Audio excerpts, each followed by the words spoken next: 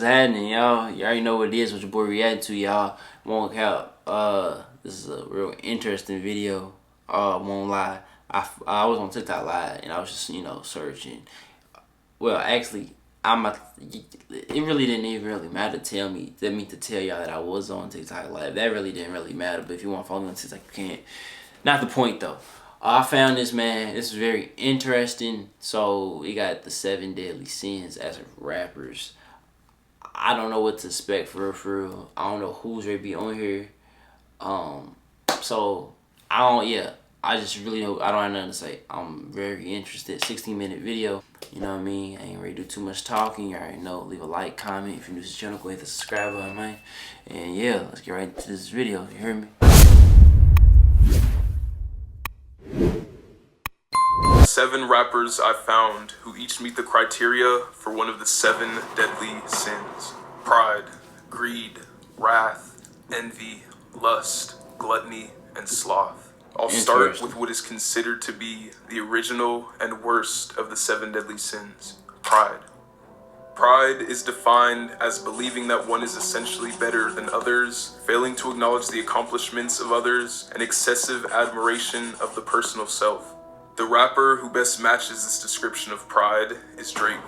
Drake is no doubt one of, if not the, most accomplished rapper of all time. But the thing is, he doesn't shy away from boasting about his accomplishments. A lot of his song lyrics show this off, constantly putting himself on a pedestal. Another example of Drake's pride is him hiding the fact that he had a child with an ex-adult film star, likely due to how it would make him look to the public. In May 2017, TMZ reported that ex-adult film star Sophie Brousseau claimed she was pregnant with Drake's baby and that they weren't on good terms. She claimed to have messages with Drake supporting the claim that he got her pregnant, and in those alleged messages, Drake asked for an abortion and claimed that she only wanted the child so she could get his money. Drake's team discredited Sophie's claims, suggesting that she was using the situation as a way of getting into the United States. It wasn't until Pusha T's May 2018 diss track on Drake that his hidden son would finally be revealed to the world, against his own free will. Drake has also shown the world that he is not receptive to criticism, which is another sign of his pride. In September 2022, Drake privately sent harsh messages to YouTuber Anthony Fantano, seemingly due to the low ratings he had been giving his recent albums. Fantano made light of the situation by not sharing the messages publicly, but by telling people that Drake kindly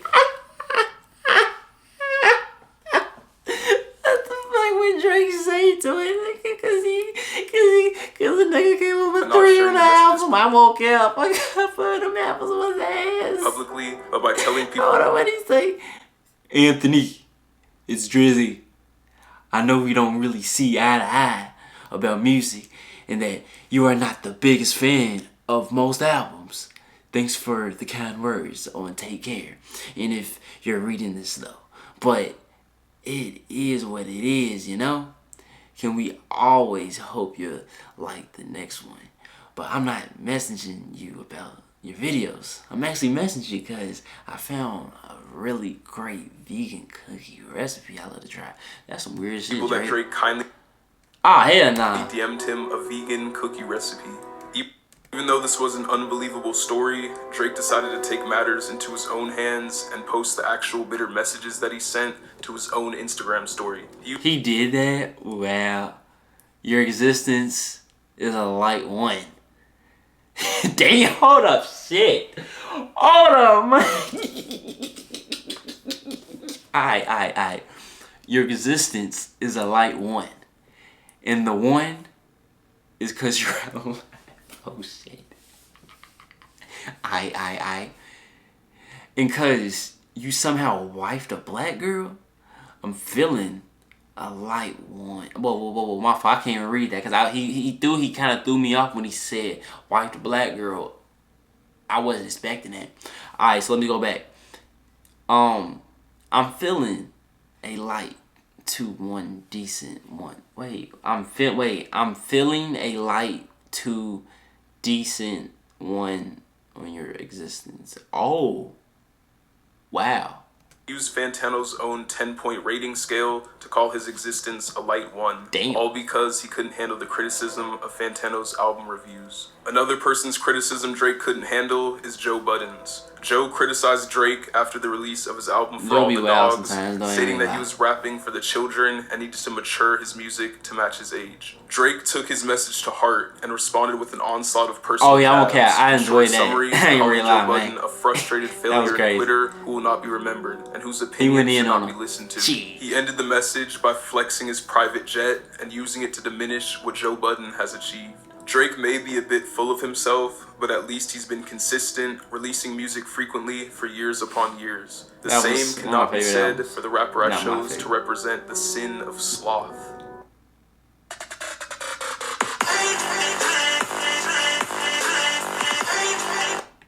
Sloth is the most difficult sin to define and credit as a sin since it refers to an assortment of ideas, but the most common definition given to sloth is reluctance to work or make an effort, also known as laziness.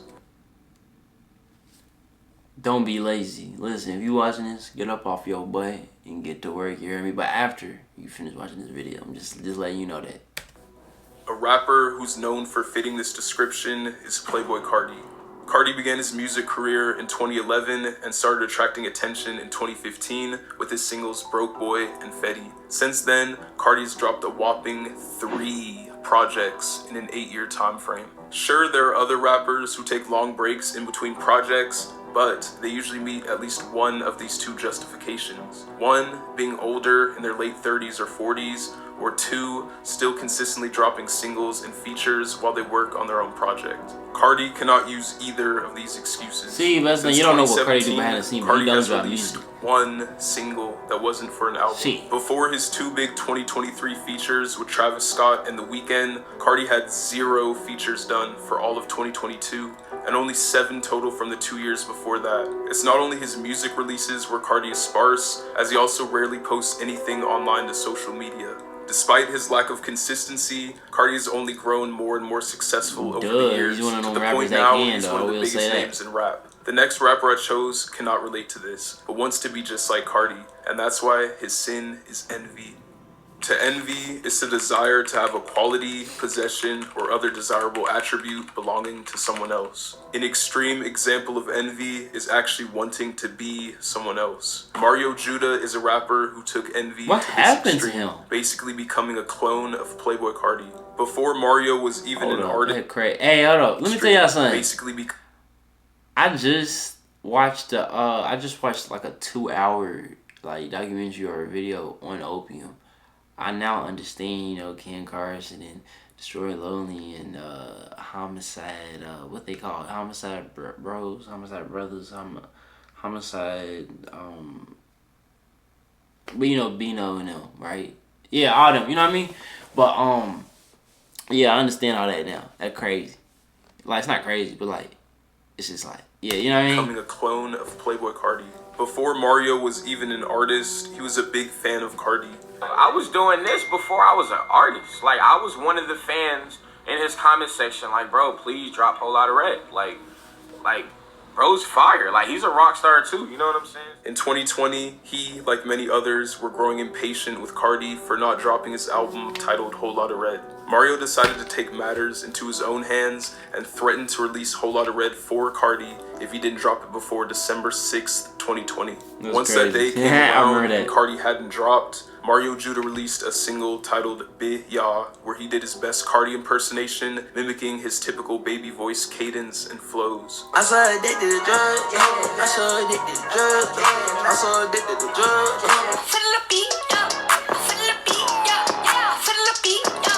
After the release of this song, Mario Judah announced that it was only track 2 of his own entire Whole Lotta Red project that was on the way. On December 8th, 2020, Mario Judah once again threatened Carti, this time saying that he would drop his own version of Whole Lotta Red if Carti didn't drop his album by December 11th. He was not lying. To try and get him to drop. If I try to alert him and threaten him with a song, maybe he'll hurry up and drop. Apparently it's not working, he's not dropping, and all the fans are upset. And now they're expecting me to keep going. You know what I'm saying? So at this point, it's like, if he not going to drop, I'm gonna take the responsibility and give the world a whole lot of red. Cardi, of course, did not oblige, and Mario Judah proceeded to drop an EP titled Whole Lotta Red shortly after midnight on December 12th, 2020. Why? The 3 new songs on the EP were just like the previous song he'd released, showing him copying everything about Playboi Carti's sound. The worst part is that after Cardi finally released his album Whole Lotta Red on Christmas 2020, Mario Judah responded with hatred, as if the version he had dropped was better than Cardi's. Cardi, I didn't do all this shit just for you to give us trash, bro. You're not worthy of me, See, bro. look, I won't cap. I enjoy Whole Lotta songs Red. Mario Judah made were loved extremely successful, all being his most viewed tracks, but it ruined his reputation as an artist, trying to capitalize off of someone else's style. It did greatly boost his following and notoriety, so I think it's safe to say he overall gained from this situation. Someone else What's he who do now, gained though? from a situation is the rapper I selected to represent the sin, gluttony. Bro, if I get one more ad, yo.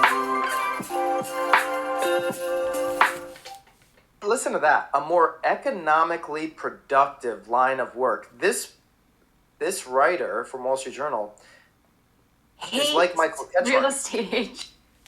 Gluttony is the overindulgence and overconsumption of anything to the point of waste. The rapper Lucky unfortunately meets the criteria for gluttony.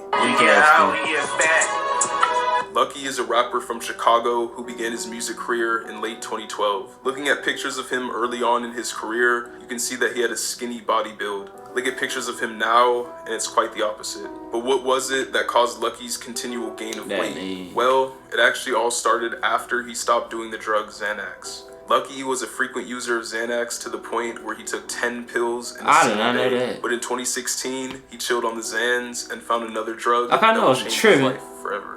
It was around this time when Lucky first Come on, began now. drinking lean. You listen to Lean Lucky is a too. recreational drug beverage prepared by mixing prescription-strength cough syrup containing codeine and promethazine with a soft Lean drink. belly. Drinking it in prescribed quantities is Rest in safe, peace, but Juice one of the WRLD, potential man. side effects of overconsumption is weight gain due to not only the extremely high amounts of sugar in the sodas, but also the cough syrup that causes constipation and inflation of your liver and intestines. The bloating that lean causes is referred to as a lean gut, which is similar to that of a beer belly. Lucky first started showing signs of his lean gut in 2019, and it's only gotten worse and worse every year since. Lucky said he wished the weight gain on himself for wanting to gain weight back when he was skinny. You're like one of the first or only niggas who embrace gaining weight.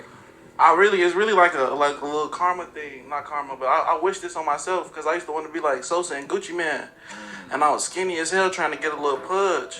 Then I got it, but I stopped caring about having it. You feel me? I wish this on myself. Now his lean addiction is so bad that he doesn't even like thinking about how much it's cost him. How much you think you spent on? I don't like thinking about that. Yeah. What's the most you paid for a pint? I won't say if you hide it. The root of his addiction actually stemmed from his listening of Lil Wayne, a rapper who frequently glorifies Wayne was lean going, in his music. man. I always wanted to drink lean though because of Lil Wayne though. I was a real impressionable kid, you know? I was like super impressionable. So I always wanted to drink lean. Then when I started getting older, it just fit. Now Lucky himself is the one frequently glorifying lean in his music, potentially negatively influencing other listeners. Another person negatively influencing their listeners is the rapper I have representing the sin. It better lust. not. Lust is defined Better as not, intense man. or unrestrained sexual I know. craving. You listen. I couldn't think of a better fit for this description Listen here. than the rapper Sexy Red. Okay, let me tell you something. We not listening. If throughout this whole video, man, we ain't coming for Sexy, man. She ain't do nothing to you. You could listen. You could have put Trey Songz in this bitch. You could have put Ludacris in this mug, man. You could have put Nelly, but you wanna put Sexy Red. Red. Sexy Red is a recent success story in the rap scene, blowing up from her rather unholy lyrics. My coochie pink, my booty hole brown. Wikipedia's description of Sexy Red says, her public image, lyrics, and media presence have been described as brazenly sexual and boisterous. She herself describes her music as bad and ratchet. Her stage Ratchet name, rap. Sexy Red, was adapted from her nickname Red because of her red-dyed hair, and then her aim for sex appeal since embarking on a music career. Listening to her songs makes this clear, as it's about every Nasty single Brady. one is full of lyrics about or completely based around the theme of sex. The same can be said for her music videos and live performances as well, which basically center around her showing her body off and shaking her rear end. Her lustful Rear activities end. expand Why beyond you the say it public like eye, as she's had multiple intimate videos of herself with men leak online. Sexy Red's reputation is not the best, as many call her a bad influence, but what she's doing is causing her career to take off and making her a lot of What money y'all in the think, man? process. I'll mess with Someone Sexy who Red. knows a lot about money is the rapper I selected for the Let me sin see. of greed. Travis? It's no longer a time for putting off, but rather a time for making the most. Greed is the excessive desire for material possessions and wealth. I decided to go with Travis Scott for this sin.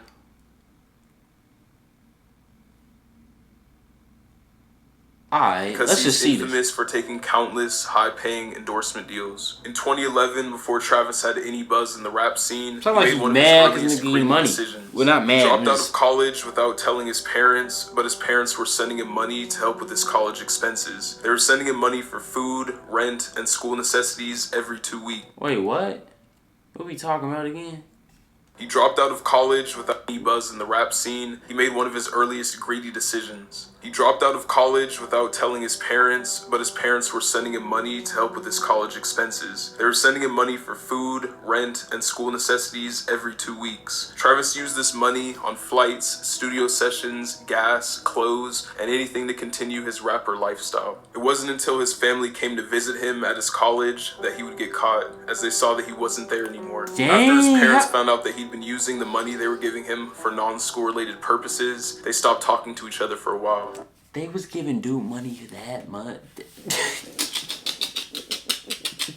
Dang, boy. Shoot. Look at him now, though. You know, like, I feel like at the end of the day, they honestly, at the end of the day, they look back on it, they laugh about this. They honestly do it. But also, too, it's like, yeah, they should have said something, though. But also, too, I understand they won't believe the dream. I'm like, bro, what are you talking about? You know what I mean? So he did what he had to do, man. That's all I'm about to say. Yeah, how'd that conversation go? Like, once you found out that you were taking her money and spending it on all this other stuff. Man, she was just like, what the yo, you crazy wasting my money. It's crazy, just like going ballistic, man. Like, she didn't talk to me for like a good 3 months.